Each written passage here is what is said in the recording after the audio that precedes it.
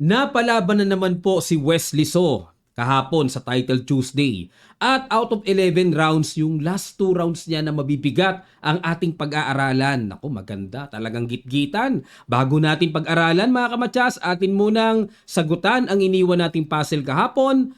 Hatid sa atin ng Internet Chess Club. Ang naglaro po ng puti dito ay si Queen of Chess. Walang iba kung hindi si Judith Polgar. At ito ang ginawang brilliant sacrifice. Queen D6. Kinain naman, kinagat naman ng black at Check. nilabas na ang natatagong two moves Check. mate. Ayun, ang ganda. Sa mga di pa po nakakapanood ng Queen of Chess, nasa Netflix, panoorin nyo lang mga kamatsas. At i-analyze din natin ang ilang mga historical at memorable games si Judith Polgar doon. Unahin natin sa mabigat na kalaban ni Wesley sa penultimate round niya, Arjun Erigaisi. Siguro naman po, kilalang kilala nyo na yan. Frontliner ng Team India yan. At pagkatapos ito, susunod gagad natin ang mas mabigat na laban ni Wesley kay Fabiano Caruana. Nako, gatmabi yun. Nag D4 si Erigaisi, D5 si Wesley. C4, E6, ayan, approaching. Queen's Gambit declined. E3, ayun, ibang diskarte in-apply ni Erigaisi. Simpleng E3 lang para mailabas na po yung bishop. At kapag kaganyang nakablock yung diagonal bishop, usually nilalagay yan sa G5, di ba? Pagka ganyan, ang tendency niyan, ilalagay na yung development niyan sa B2. Pero itutulak muna yung B-pawn. Okay? Bishop E7, normal lang, develop. Ayun na nga, B3, para i-develop naman ang bishop. Castling, Bishop B2, nag-C5, ayun, nahalata ni Wesley dito na parang yung king medyo parang matagal. Kaya okay sa black pagka buksan ng sentro, okay po yan. Gusto ko yung C5 ni Wesley. Kinain kagad ni Erigaisi at dito nilabas ni Wesley yung paborito niyang tema ng laban, yung queen to queen. Yan ang napansin ko kay Wesley. Ang ganda po ng performance score niya sa ganyang queen to queen. Kinain, siya mismo ang kumapture na. Ayaw capturein ang queen niya, siya ang kumapture. Takes, at nag-knight e4, threat ang pawn f2, dinipensahan. Ayan. So, hindi po natin masisisi si Wesley na type niya yung walang queen. Kasi, ang queen kasi nakakailang na pyesa, malakas umatake yan. Gusto niya munang, sa aking obserbasyon gusto niya munang alisin ang nanggugulong pyesa na malakas. Suwabe na isip niya pag wala ng queen. Yun ang gusto ni Wesley. Yung medyo mapayapang laban. Nag-knight c6. At yan naman po ang lumabas na new move o novelty. Ibig sabihin, ang dati kasing laging ginagawa dito sa posisyon na to ay kinakain po yung pawn c5. Napaka-natural na bawiin lang yung pawn, pero naisip ni Wesley na anytime naman pwedeng capturein to. Wala pa rin naman b4. Ayun, wala pa rin naman daw b4, sabi ni Wesley. Nagtunog na naman. Ayan, pag knight c6, walang b4, walang sapat na pang depensa sa pawn c5. At nag-knight d2, kinain. Rook c1. Yun nga lang po, kung ako talaga ang titingin, dry equal, ano? Walang kagulo-gulo. Mapayapa talaga. Knight a5, threat doon sa bishop. Bishop b5, iniwas muna. In a6, hinabol ng atake. At nag-bishop to d3. Okay, kinain na ni Wesley. Gusto niya kasi mapasakamay niya ang bishop pair, dalawang espada. Nag-king e2, bishop d7. Ayun, susundot doon, oh. Ayun, oh. Tusok na tusok yan. Nag-rook d1, f6 muna para maiwasan po yung knight e5, no? Nakikita ko rin yan. Baka mamaya makaganon, malakas ang knight. Kaya f6, kontrolin muna ang e5. Nag-bishop c3. Inilang muna yung knight sa a5. Inatrasan ni Wesley. At nag-knight c4. Oo nga. Ayan, nakakailang din, no? May mga papasok na knight b6. Pero nag-bishop e8 na. Ayan, tapatan na ng tore sa tore. Nag-knight d4. Okay, hamon exchange. In-e5 muna ni Wesley. Kasi kung kakainin naman ang knight niya, anytime naman po may bishop. Kaya walang dapat ikabahala. Kinain nga, kain. Ayun, may threat pa doon. In F3 naman. Okay? Dapat bawat tira ng kalaban, mga kamatsas, kapansin-pansin sa kanila, both sides, maingat na maingat. Dapat ganun po talaga tayo kasensitibo sa bawat huling tira ng kalaban para walang makalusot hanggat maaari. Dahil ito po'y endgame na king must be active. Ayan ang number 1 principle sa endgame. Kailangan i-activate ang king. Okay? And E4. Ang pagkakaiba lang nito, equal number of pawns, Bishop pair versus knight and bishop. Tingnan natin kung sino ang mamamayani sa mga minor pieces na yan. Nag-king e6, a4, para walang bishop b5 pin, ano, mga ganon. Pero bini5 pa rin ni Wesley. Sinugod na, kinain ng bishop. Okay, may pressure, nakapin. At nag-bishop a5, tiniret muna ang tore. Nag-rook b8, ayun. Pagka ganito po, ina-align lang ni Wesley. Gusto niyang atakihin ang weak b3. Pagka ganyan. Nag-king d3, nilapit muna. Bishop c5, para, ayun, may nakikita akong bishop d4, poposte dito. Ang ganda, no? Nag-bishop c3, inunahan kagad ni Erigaisi para di makaposte ng bishop. Nag-h5, ayan. Kumbaga, parang ubusan ng tira. O, pass muna, pass. h5. Nag-king c2, iwas lang sa pin. h4, ayun, kumain ng space sa kabila. Nag-rook d1, agaw, wala pa rin namang papasukan. Nag-rook c8, pressure sa king. Nag-king b2, no? Maagang iniinda kagad ni Erigaisi, kaya nga siya napapailag eh. Nag-g6, ayan. So ito na po yung mga binibiling technique, no? Papaano ang pagpapatuloy? Yan ang mga gusto kong obserbahan sa level nila Wesley, mga 2700 eh. Paano ipagpapatuloy ang tahimik na position? So ito po, ang plano ay mag-f5 mamaya. Pero mamaya pa, no? Hindi pa kaagad-agad yan. Nag-h3, yun, para naman po maiwasan na baka mamaya makatulak dyan, eh makapagpa-weaken, makapagpahina ng king side pawn structure, kaya in h3 lang muna. At nag-bishop e7, ayan, okay. Simple, threat lang yung knight sa c4. Umiwas, syempre kakainin na, mawa-one pawn down ang puti eh. Iwas, pero may nakikita akong malakas na outpost ng knight sa d5. Aw, grabe. Oo nga, no? Di ko napansin yun ah. Okay, sige, sacrifice. Pero hindi po tinanggap ni Erigaisi. Ano mangyayari pag kinain? Kitang-kita lang po, tuturo ko lang, may rook takes bishop, bawi pa rin naman. Okay? Balik tayo. Inignore king c2, bishop c5, tineret muna ang knight. Baka naiisip nyo po yung bishop b4, baliwala yun kasi may knight d5 lang din naman. Okay, madidepensahan, may atake pa, paki-imagine na lang po. Bishop c5, atake sa knight, pumunta sa gitna, ayun ang timing. So ito na yung right timing to play f5 para may panibagong tensyon sa e4 na kahit paano po, pressure at stress pa rin yan sa puti. Nag-king b2 uli. Kasi po, iba talaga yung tore nandyan, nakakatakot yan, baka mamaya matirahan ng ganon. No? Kaya ilag muna. At nag-bishop c6. Okay, tamang forma-forma muna si Wesley. Nag-knight b4. Ayun na. Na-bad move na dito si Erigaisi. Time check tayo, no? 1 minute 12 seconds, 1 minute 56 si Wesley. So, lamang sa oras. Ang dapat daw pong tira dito ay rook d2. Ayun. Waiting lang. Kunakunachi lang. Kunat. Meron pa king b1. Ayun. Meron pa rook a1. Okay, yan ang mga options. Pero, knight b4 ay questionable move sa computer engine. Bishop b7. Umilag lang ng simple si Wesley. At ayun nga, ito raw ang tamang tira. Kainin na yung pawn sa e4. Kainin na pala. Tapos kakain yan dito, di ba? Obligado. Kasi pag kinain po ito, diretso lang ng kain, threat pa yun. Kaya tanggalin muna ang bishop. Ayun, ang medyo malalim. Mahirap makita yun. Pa one piece down. Kasi nga naman, pag umabot doon ng kain, halimbawa lang, no? Pakita ko lang po sa inyo, knight takes e5. Eh, may ganun. So magkuqueen na yan. Obligadong mag-knight f3 para hindi basta-basta maka-queen. Eh may rook f8. Aray ko ang tawag dyan. O yan, tapos na laban. Kasi kakainin na yan. Then magkuqueen. O wala na, di ba? Pagka gumanon, may diretso naman doon. Talo pa rin, mga kamatyas. Grabe talaga endgame mahiwaga. No? Balik tayo, mga kamatyas. Ano? Dito sa ginawa na nag-knight b4, bishop b7 si Wesley. At nag-knight d3. F takes e4, knight takes e5, okay, kumaka-counter, at nag-g5 muna kasi nga kakainin yung pawn g6. So, niligtas muna, kain, may threat pa doon, at nag-knight f3 para harangan ng pagkaka-threat doon, at nag-bishop takes, at nag-bishop a3. Ayun na naman. Kahapon pa nangyayari yan, grabe yan, check na yan, ang kulit ah. O, ayun, sa inis ni Erigaisi, kanina ka pa.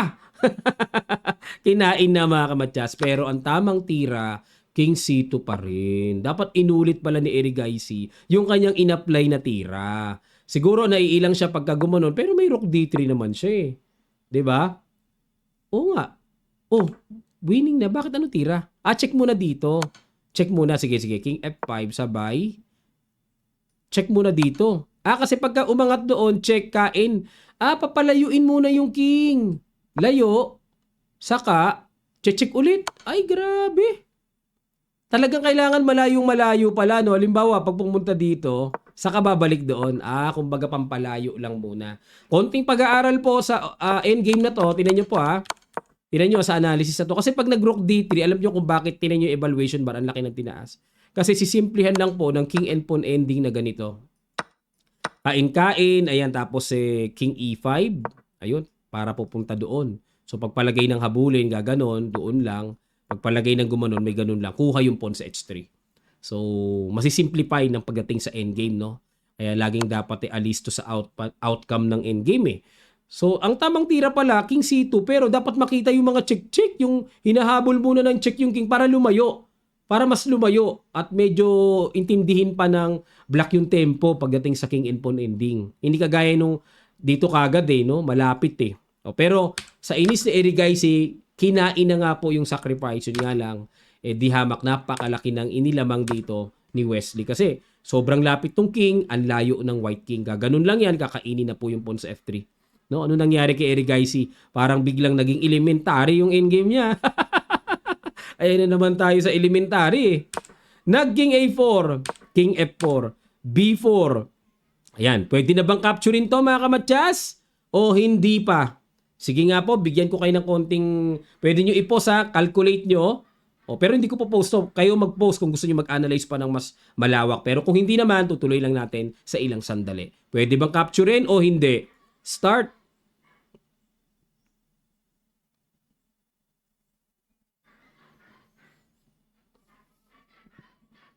Maraming salamat po mga kamatyas. Pwede na ba? Congrats sa mga pwede na. Kalkulado ni Wesley, pwede na. At umiwas naman po si Erigaisi. Kaunting pag-aaral lang uli sa endgame. Pag kinain, kain, at halimbawa, ito na lang talaga pinakahabol, may G4 po kasi. Napakabilis. Pag kinain, H3. Ang bilis-bilis. H2, G6, H1, Queen. G7, ay wala na, gaganon na lang. Napakabilis, Kuya Eddie. Napakasakit pala yun. Balik tayo mga kamatyas, Napakabilis. Kaya nag-rook h1 na lang si Erigaisi para kahit papaano ay mapabagal ang progreso ng black. Pass pawn, no? Suporta muna. Pero kining g3 na, ayun ang idea.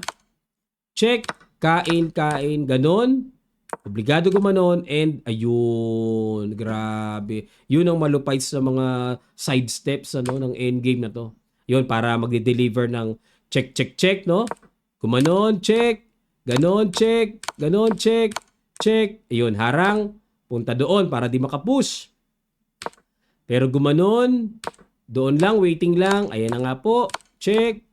Check. Teka muna, parang daming proseso. Ayun, tutulak na. Wala na, awarding na. Nasa rock behind pass pawn na eh. Check, lapit. Ayan, malakas na loob ni Wesley lumapit. May push na eh. Push. Kinain na lang. Kinain din.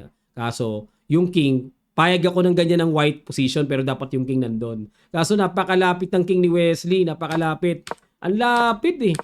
Wala na. Huli. Pagka gumanon, isang king f3 lang.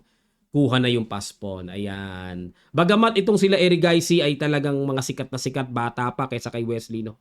Pero, edad lang ang dumadami. At kaya pa rin sumabay ni Wesley sa mga bagong elite super grandmasters ngayon sa buong mundo eh. Okay, at itong ine-next natin, laro niya kay Fabiano Caruana, championship mga kamatyas. Championship. Kung sino manalo, champion. Yan yan ang pag-aaralan natin. Pa-subscribe naman po mga kamatyas bago tayo magsimula. Marami pa pong hindi nakakapag-subscribe sa YouTube channel natin na nanonood. Palambing naman po. Baka nakakalimutan lang. Ayan, white naman dito si Wesley. Ang ginawa, nag-D4. Knight F6 si Fabi, C4, G6, Knight C3, Bishop G7, E4. Pinasok ang tinatawag na King's Indian. Legendary ito. Classical variation ng pinasok ni Wesley. Nag-castling. Bishop E2, E5. So very normal yan. Castling. Bishop G4. Yan ang hindi gaanong normal. Ang usual line dito, Knight C6. O kaya kain sa D4. No? Pero itong Bishop G4, grabe naman ito. Blitz variation ni Pabi, ano? Nag D5. Kinulos, no? Sinarado. Bakit kaya? O, pero ano naman to? Kasi dahil hindi naka Knight C6, maaring ganun. Dini5 ni Wesley para wala ng Knight C6. Kinulos. Okay, nag A5. Ang diskarte po pagka ganyan, yung Knight, bibigyan ng ruta para maabot yung good square C5. At yung A5, paghahanda na rin na kapag yung Knight na sa C5, wala pong pangsipa na B4 na mangyayari kasi inunahan na ng proteksyon. Pamigil. Nag Knight E1, hinamo ng bishop to bishop. Umiwas si Fabi. Knight D3 lumipat, Knight A6, Bishop E3. Kumbaga ayaw patungtungin ni Wesley sa C5 square. Pero B6 na. Pag nakaganyan na po yan, talagang hindi na mapipigilan yan. Matigas yan. Nag B3. Idea po kasi ng B3, kapag ganyan, mag A3, Rook B1, B4. Yun po kasi ang idea dyan sa alam ko pagka nag B3, no? Kasi hindi pwede mag A3 diretso B4 kasi nakaka A4 ang black. So, pagka nag B4, i-end pasant lang. Kaya bini B3 muna, gumagastos muna ng tempi para maisakatuparan yung ganong idea na A3, Rook B1, tapos B4 na gapang. Tinuluyan na. Knight C5, may threat sa pawn E4 at kinapture na ni Wesley. Ayun, bago yun ah. Pwede palang capturein yun. Kasi usually hindi kinakapture po yan eh. Kinain ng B-pawn, syempre. At nag-King H1, ayun. Prophylactic lang. At sa usapan pong novelty, yung King H1 ang bago ni Wesley. Kanina siya rin ang nagpakawala ng new move, ano? Ngayon, bago yung King H1. Ang mga naganap na pong tira dito, old lines ay A3, pinakamarami. A4, pangalawa. Rook B1, pangatlo. Yan. Pero balik tayo. Dito sa ginawa ni Wesley, new move King H1, nag H5 ngayon si Pabi. Anong plano? Magna Knight G4, aatakihin yung bishop. Nilagyan lang ng H3 para di makalundag ang knight dyan. Knight H7 naman. Para pagka ganyan, i-F5. Sa King's Indian po na ganitong setup na sarado ang sentro, ine-F5 talaga yan.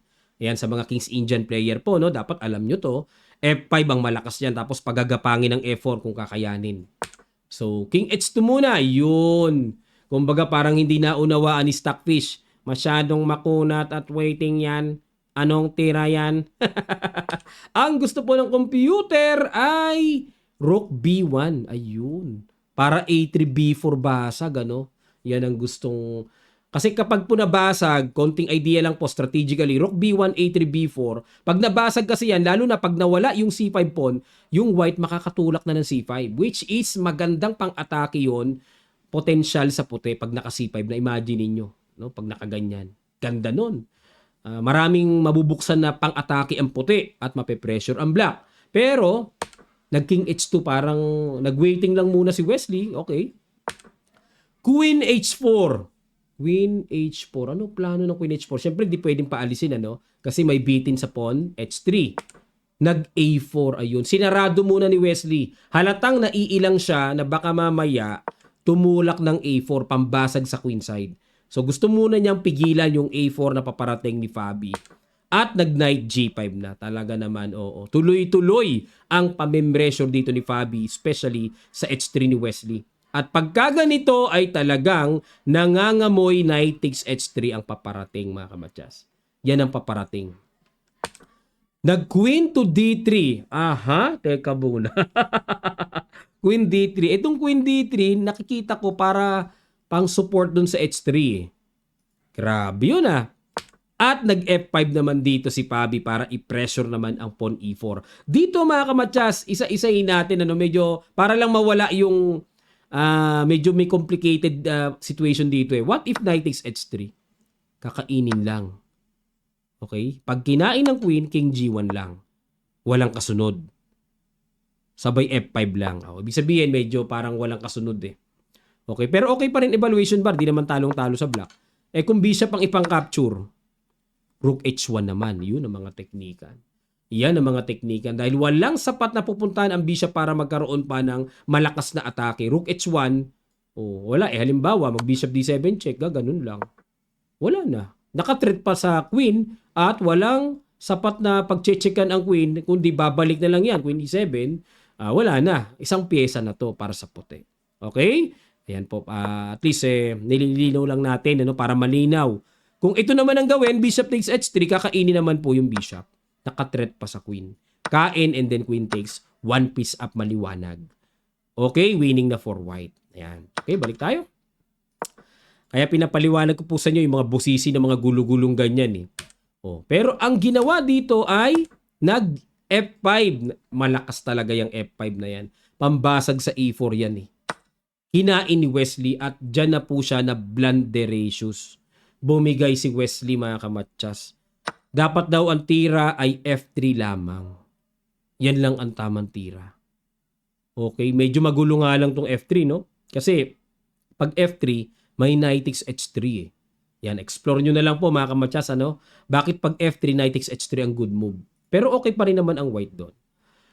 Pero kinain nga po ni Wesley. Tingnan yung evaluation bar. Ay, nako. Longcotizers, nakakalungkot. Hindi niya napansin na may E4 pala na pang-atake. Kinain muna yon para pang-atake sa queen. Nakipagsabayan. Kain. Ayun. Sa isang iglap. Quality up bigla dito si Fabi, no? Sa exchange. Yun, mga kamatsas, dito bumigay si Wesley. Hindi niya namalaya na yung outcome or output ng series of exchanges ay madidihado na pala siya. Ayun. Dalawang tore yan na bad move pa, knight C3. Dapat daw tira ay rook A2. Grabe. Knight C3, bishop C2. Yun ang purpose ng rook A2 para walang bishop C2. Pang-atake po sa pawn. Knight B5. Kumounter na lang si Wesley. Rook F7. Dinipensahan. Nag-rook A3. Okay? Tingnan nyo kung gaano kasagwa ang tore dyan. Para lang madepensahan ang pawn sa B3. Sagwa, no? Parang kinulong ang sariling tore. Nag-rook E8. Samantalang si Fabi sarap na sarap sa activities na gagawin niya. Na tipong ang rook nakahawla. Yung rook isa malaya. F3. Gumanon. Nakko, may rook takes F3 ng paparating. King G3. Rook F5. Kukulungin yung bishop. Salbahiski, Bishop D8. Nag-G5 para ang plano mag-H4. Bagamat maporma sa ating mga mata na pang-atake ang tira na yan, pero hindi po nararapat. Dapat daw ang tira ay H4 pala. Bakit? Pag kinain ng bishop, kulong. Paki-imagine po, Pag kinain ng king kasi may rook takes G2. Baka mamatchas pa yung, mamatchas na nga kasi may rook H5 na paparating. Oo nga, Grabe yung H4 na yon. Balik tayo, mga kamatsas. Pero na-miss yun ni Fabi. Nag-G5 muna siya. Nag-H4. Inunahan ni Wesley. Naaninag na siguro. Buti hindi nag-H4. Buti hindi gumanon. Pero inunahan niya. Yun nga lang. Hindi po pala dapat unahan. Dapat pala knight C3 daw ang tira. As accurate move by strong computer NG. Knight C3 ang tira. Pero balik tayo sa H4. GH4. Bishop H4 and Rook F7. Ayun na nga. May dungaw pa rin pala sa G-file at hindi pa rin pala maiiwasan yung atake na magaganap sa G2. Nag-Bishop G5. Nilagyan kagad ng panangga. Pagka nag-Rook G7, may F4. Depensa lang. Ni Rook G7 nga, in F4 na at nag-Bishop E4. Wala. Hindi pa rin talaga nakalusot si Wesley sa kamay ng kadelikaduhan na nangyari. Gumanon, double, pero kinain, King H3 at nag-Bishop F3. Okay? Para maintain ang depensa ng tore. Nag-Rook A1 na. Yun, titira yan ng Rook F1. Pero inunahan na ni Fabi ng atake sa Knight. Knight B5 ulit at nag-King H7. Bakit King H7?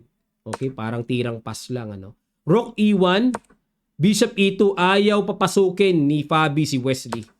Bishop F6, atake sa tore. Rook G4, ayun. May atake. Bishop G5, dinipensahan ulit. Bishop F3. Naku po. Sumuko ka na! Napapaligiran na kita! Naalala ko yung ganun Napapaligiran na ng itim na pyesa ang king ni Wesley. Nag-Rook E7 check, King G6. Ayun, hoping na makagulo-gulo pa for the last moment. Check, aray ko. Bumaba. Ayun. Yan ang masaklap dyan. Parang tipong kawawang-kawawa ang position, bugbog na bugbog. Bishop G2, check ulit. Gumanon, check ulit. Angat ulit. Ayun. Pag Rook C3, check. Resign na po. Bakit? Pagka gumanon, boom. Pagka gumanon, boom. Matchakaw. Matchas. Pero ganun pa man mga kamatsas, napaka-crucial ng last round and championship na ito. Ito po ang kanilang standing. Alright, so alisin ko muna yung mga larawan mga kamatsas. At alisin muna natin yung aking pinanghaharang sa score para hindi na i-spoil ang scores natin. Ito po, walang iba kung hindi si Fabiano Caruana ang nagkampiyon at tumanggap ng $1,000. Pumapangalawa si Dennis Lazabic na pangalawang talo din ni Wesley, natalo din siya dyan. Yung tumalo pala sa kanyang dalawa per second, ano? Eric Gaisi yung tinalo niya na dapat siya ang nandyan siguro. Ay, talo lang siya sa tiebreak, ano? O, marami kasi silang 9 points eh. Pero siguro kung dalawa lang silang 9 points, eh baka si Wesley kasi win over the other, no? Maaring ganon. O, kaso ang third ay ibinigay kay Eric Gaisi. Fourth place si Wesley. Not bad at all, mga kamatsas. Nakamura nga na laging champion, pang 5 eh. 'Di ba? Not bad at all. So congratulations kay Wesley at yung si Matchas Blue Boom pang 12. Si Magnus Carlsen ba sumali? Silipin ko nga kung sumali si Magnus dito. Kuminsan kasi sumali si Magnus. Naglako ng Kulane pang number 34. Ilan ang talo niya? Isa. Dalawa, tatlo. Tatlo ang talo niya. Last 2 rounds niya talo kay Sebian at kay Tabata Bay. Aray ko, naglaro si Magnus pala. Oh. Kasi nasa isip ko, pagka wala sa top si Magnus, hindi sumali. Pero nung nakaraan, nangyari na yun. Kaya hinanap ko, nasa baba nga si Magnus. Oh, hindi araw-araw paksiw eh. Minsan adobo rin. Hindi araw-araw paksiw. Ayun, Fabiano Caruana naman ang namaksiw ngayon. Okay, maraming salamat po mga kamatsas. Yan po ang Title Tuesday for this week. At salamat po sa inyo palagi ang pagsuporta. Don't forget to subscribe mga kamatsas, to share this video, and matuto yung iba pa sa larangan ng chess mga kamatsas. Maraming salamat po at magkita-kita pa tayo sa mga susunod pang chess updates.